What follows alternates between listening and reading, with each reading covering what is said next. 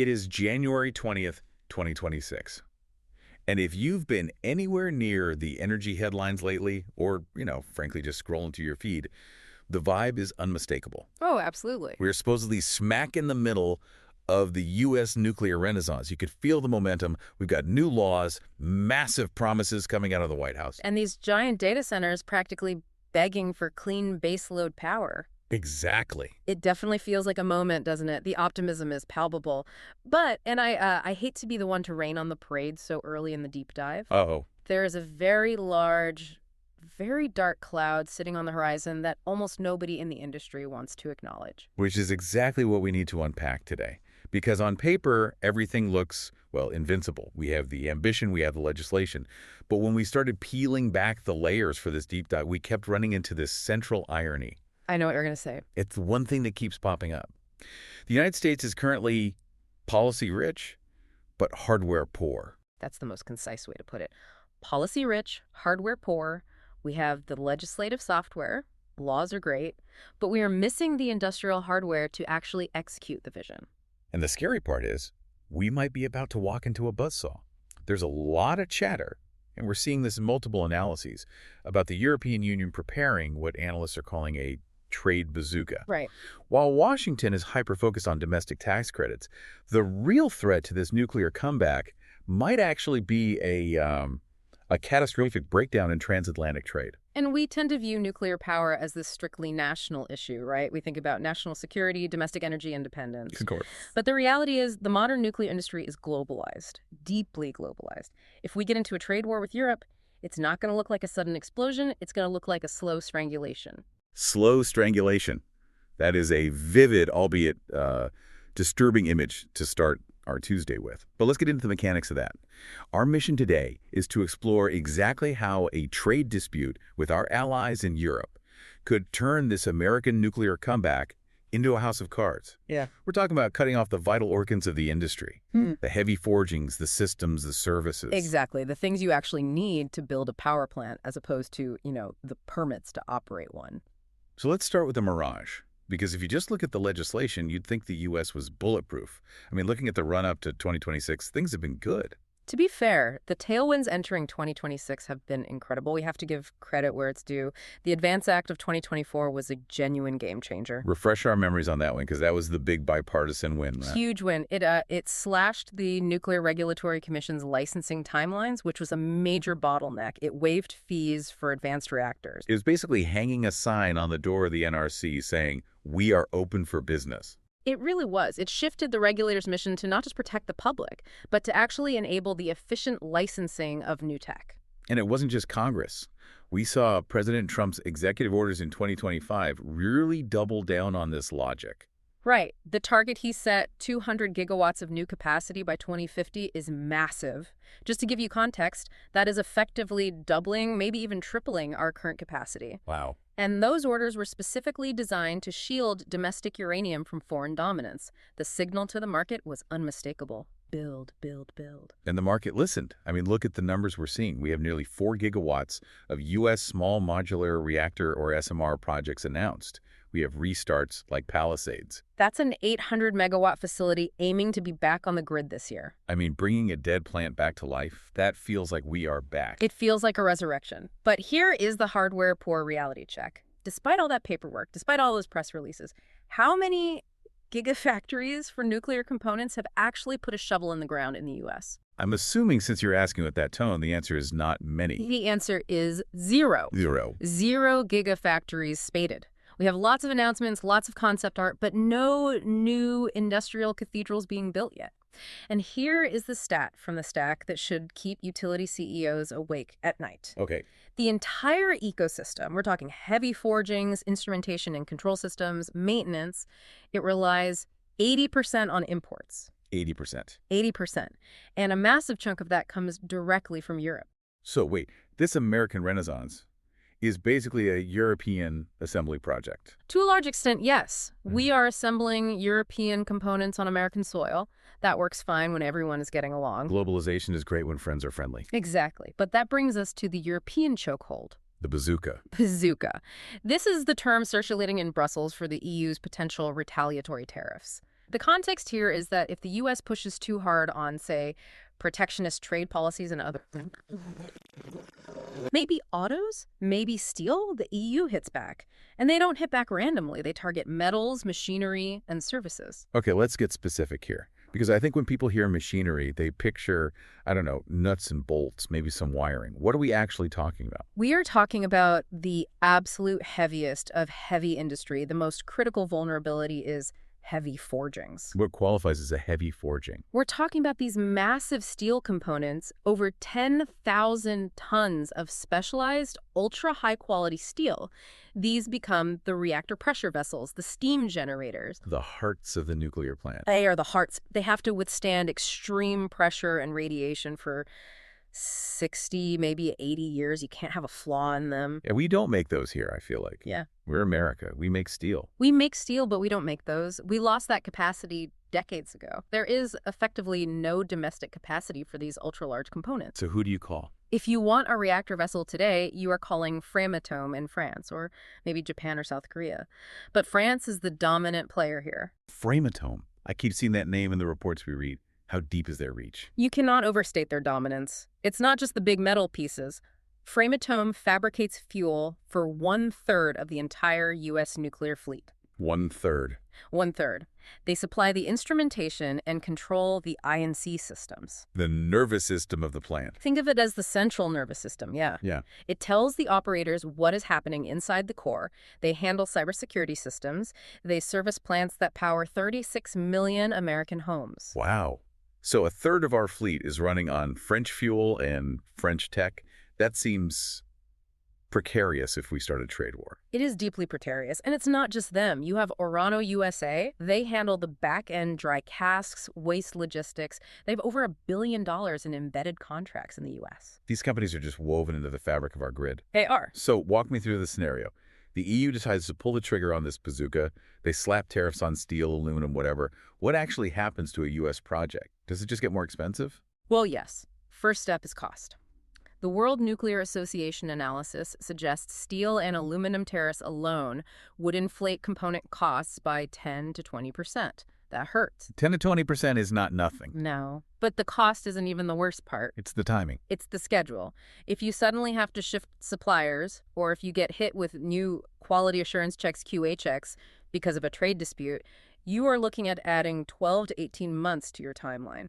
And in the construction world, a year and a half is an eternity. It's fatal. You have to understand, you can't just switch suppliers for nuclear components. You don't just go down to the hardware store because the first one was closed. Right. To certify a new supplier for a nuclear pressure boundary. That takes months, sometimes years, of audits and NRC oversight. This just seems like a massive oversight. We passed the Advance Act to clear away the regulatory hurdles, the government paperwork, but we didn't account for the fact that we don't have the factories to build the stuff once it's approved. Precisely. We greased the skids for the license, but we forgot to build the engine. And this hits the hardest in the sector everyone is most excited about. SMRs. Small modular reactors. Mm-hmm. These are supposed to be the darlings of the Renaissance. Modular, scalable, perfect for these massive AI data centers. The pitch is always, we'll build them in a factory. That's the promise. The idea is you build them in a factory like Boeing builds planes or Ford builds cars, and you ship them to the site. But think about that factory model. Okay. To make it work, you need a steady, uninterrupted stream of high-precision machine tools, valves, and pumps. Which I assume, given the theme of this deep dive, we also import. We import the tools needed to build the factories. It's a classic chicken and egg problem. So you can't build the factories. If there are retaliatory tariffs on the European machine tools required to set up the SMR assembly lines, well, the domestic build-out stalls before it even starts. You're stuck at step 0. We can't even build the factories to build the reactors. You're blocked. And the Europeans aren't sitting still. The European SMR Alliance released their 2025 plan, and it explicitly prioritizes sovereign supply chains. Sovereign meaning European. Meaning not American. If the US and EU are fighting over trade, European buyers are going to pivot.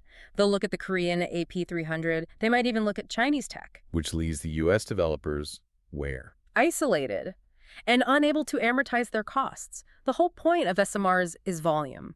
The unit economics only work if you make hundreds of them. And if you can't sell them globally. Your unit costs skyrockets. You end up with a very expensive boutique product that nobody wants to buy. It really does feel like a house of cards. And we haven't even talked about the money side of this yet. You mentioned slow strangulation. I assume that's financial strangulation. It is. We have to look at the why. Why does a 15% tariff or a one-year delay matter so much? It comes down to CapEx, capital expenditure. Right, the upfront cost. Yeah. Nuclear power is incredibly front-loaded.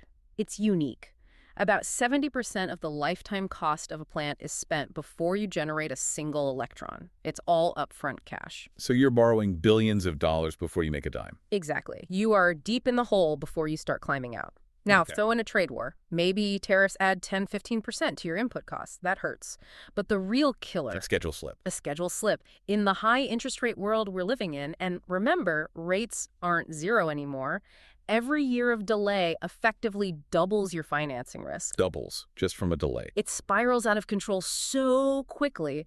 If you are borrowing money at 5, 6, 7% and your revenue stream gets pushed back by 18 months because you can't get a forging from France, the math just starts working. The compound interest eats you alive. The bank starts looking at you very nervously. The market's already sensing this, right? I saw in notes that SMR stocks took a hit recently. They dipped 15% just on rumors of tariffs. That tells you how fragile the confidence is. Investors know that these companies are cash poor and hardware dependent. So put yourself in the shoes of a utility CEO. Yeah. We're sitting there. You need power. You need it soon.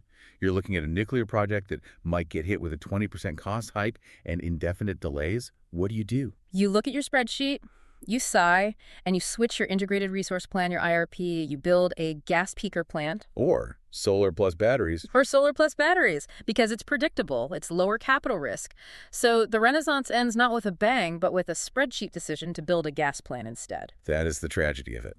Utilities are risk averse. They cannot bet the farm or the ratepayers' money on a supply chain that is caught in geopolitical crossfire. And that leads us to the biggest risk of all. Speaking of geopolitics, let's zoom out. If the U.S. and EU fracture, if we start hitting each other with tariffs, who wins? Because nature abhors a vacuum. It's the geopolitical free lunch. And the diner enjoying that lunch is China. China. Look at the global board. Yeah. If the U.S. and EU are busy fighting each other, creating instability, China is sitting there with a completely different offer. They offer turnkey packages. Turnkey meaning they do everything. Everything. They make their own heavy forgings. They make their own fuel. They have their own tech. They do not have these supply chain gaps. They don't have to call France for a pressure vessel. They make it in Shanghai. So if I'm a country like, say, Indonesia or Turkey, and I want nuclear power. You want stability. You don't want the drama of a U.S.-EU trade war impacting your grid. Exactly. You look at the American bid, which is expensive, politically complicated, and reliant on parts that might be tariffed. Then you look at the Asian bids, China or even Korea, they look a lot safer. They look like they can actually deliver. That is painfully ironic because the whole point of the Advance Act and all this rhetoric was to make us a global exporter again, to set the standards. That's the goal. The Advance Act was supposed to help us establish a beachhead in Europe and beyond. A trade war ensures we lose that beachhead. And if we lose the market share? We lose the ability to set global standards on safety and non-proliferation. If you aren't building the plants, you aren't writing the rules. And not at the table. Exactly. And let's not forget Russia. I know Rosatom has been fading a bit under sanctions. Oh, are they still a player? They are fading, yes. But a lack of Western cohesion gives them staying power. They can hang on in holdout markets simply because the West can't present a unified, reliable alternative. But the long-term winner is China. The long-term winner here is China. By 2030, if we aren't careful, we hand the future of nuclear power to them. Okay, let's try to pull this all together. We've painted a pretty grim picture here. We have a policy-rich environment, but a hardware-poor reality. We have this potential trade bazooka from the EU that could cut off critical components. And we have a financial environment where delays are absolutely deadly. That sums it up. The bazooka doesn't nuke the Renaissance. It poisons the soil. It makes the costs creep up just enough. And the timeline stretched just enough that the confidence just evaporates. Is there a way out? I mean, surely someone in Washington or Brussels sees this coming. There is a narrow path. The only real hope is strategic exemptions. Carve-outs. Basically, both sides have to agree that nuclear components, fuel, forgings, SMR tech are exempt from the trade war. We've done it before, right, with LNG. We did it with LNG, liquefied natural gas. We decided energy security was too important to mess with. But that requires political will. And in the current climate, that is a big ask. It requires acknowledging that we are dependent on Europe, which is not a popular talking point in Washington right now. It brings up a really tough question to end on. We talk so much about energy independence. We want everything to be American-made. But listening to you today, it sounds like nuclear power is inherently global. That is the central tension. So here's the thought I want to leave everyone with. If the U.S. is serious about energy independence, is it actually possible to have a purely national nuclear sector in a globalized world? Or is energy sovereignty just a myth that is going to distract us while we hand the keys to the future over to China? It's the multi-billion-dollar question. If we try to go it alone, we might find ourselves going nowhere. A sobering thought for January 2026. Thanks for listening to The Deep Dive. We'll catch you on the next one. Take care.